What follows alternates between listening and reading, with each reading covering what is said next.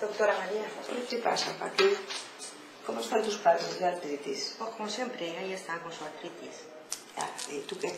Pues yo vengo con el problema de siempre, por el dolor de espalda, el brazo me duele mucho, la mano se me duerme y ya no sé qué tomarme. Vamos a ver, es que tú eres mujer y con 50 años. Entonces, a esta edad se desmorona todo. Y tienes desarreglos y tienes... Te puedo dar pues unos antiinflamatorios.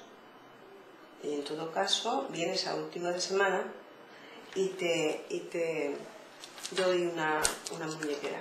¿Te parece? A ver, vamos a probar a ver si me va bien, lo que usted Ahora diga. estoy pensando... No sé si ¿Tú te podrías echar alcohol de romero en todas las articulaciones? Sí.